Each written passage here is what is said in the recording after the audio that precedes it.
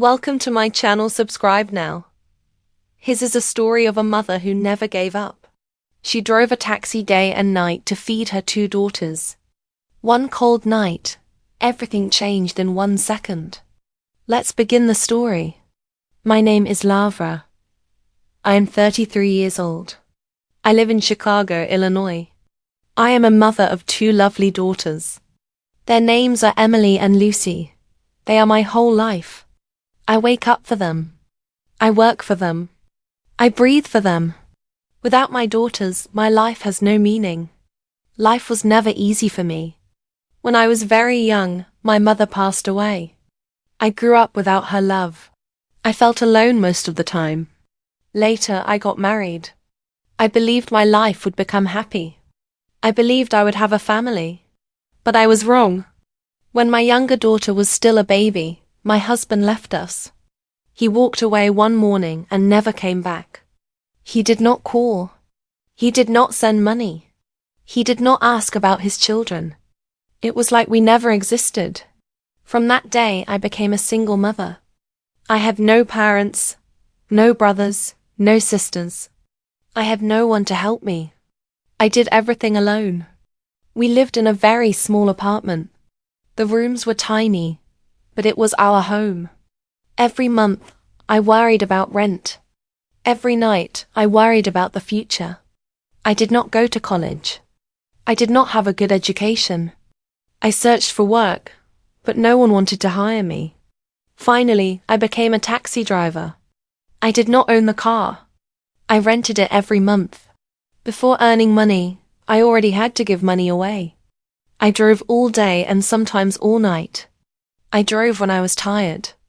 I drove when my body hurt. I drove when my heart felt heavy. Some people were kind passengers. Some were rude, some paid honestly, some tried to cheat, but I never stopped working. I worked because my daughters needed food. I worked because they needed clothes. I worked because rent did not wait. At night, when my girls were asleep, I sat beside them. I touched their hair. I kissed their small foreheads. I whispered, "I love you. I will never give up." One winter evening, I was driving my daughters home. The night was dark. Cold rain fell from the sky. The road was slippery. The car heater was broken. "Mum, I'm cold," little Lucy said softly. "I know, sweetheart," I replied. "We will be home soon." My hands were shaking on the steering wheel. The street was quiet. Then suddenly, bright lights came toward us. I heard a loud sound. Pain filled my body. Everything went black. When I opened my eyes, I saw a white ceiling. I smelled medicine. I heard machines. I was in a hospital. My body hurt badly. My head felt heavy. Then I remembered the accident. "My daughters," I tried to say. "Where are my daughters?" A nurse came close and held my hand. She spoke gently. "Please rest," she said. "Your children are safe. They are here." Tears ran down my face. Soon the door opened. 2 small girls ran to me.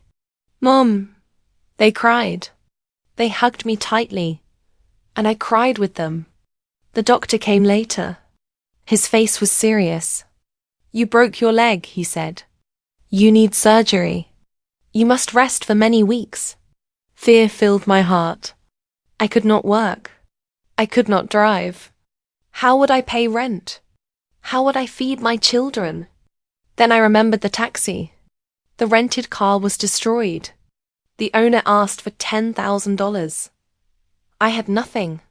I covered my face and cried. The next day, something surprising happened. Someone shared my story online. People read about my life. They saw pictures of my daughters. Kind strangers started sending help. Messages and small donations came from many places. One evening, my phone rang. A calm male voice spoke. "I heard your story," he said. "I want to help you." I felt nervous. "Who are you?" I asked. "You will know soon," he replied. 2 days later, several people came to the hospital. They brought flowers. They brought warm jackets for my daughters. A young man walked in. He had a gentle smile and kind eyes. He sat beside me. "You don't know me," he said, "but I know your story. Why do you want to help me?" I asked. He smiled softly. "Because I can." A few days later, all my hospital bills were paid. I did not owe anything. I cried from relief. But that was not the end. One afternoon, they took me and my daughters to a new place. It was a beautiful house, big windows, warm rooms. "This is your home now," they said. I could not believe it. My legs felt weak. I fell to my knees and cried. My daughters hugged me and cried too. "Is this real?" I whispered. "Yes," they answered. "It is real." Later, the young man asked me one question. "What is your biggest dream?" I wiped my tears and said, "I want to open a small grocery store." He smiled. "Then we will do it." Months later, I stood inside my own store. Shelves were full. Fresh food was everywhere. Customers smiled at me. I was no longer just a tired taxi driver. I was a shop owner. I was strong. One evening, I invited the man for dinner. My daughters helped cook. Emily placed flowers on the table. Lucy made a drawing that said, "Thank you." When the man arrived, my daughters hugged him. I walked forward with tears in my eyes. I tried to kneel, but he stopped me. "You owe me nothing," he said. "Just live happily." That night, my daughters and I prayed for him. Today, I wake up in my own home. I kiss my daughters. I open my store.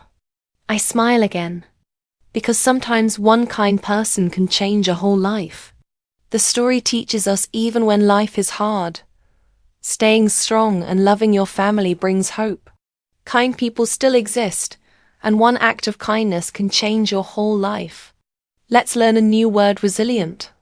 It means staying strong when life is difficult. For example, Lara is resilient because she kept working for her daughters.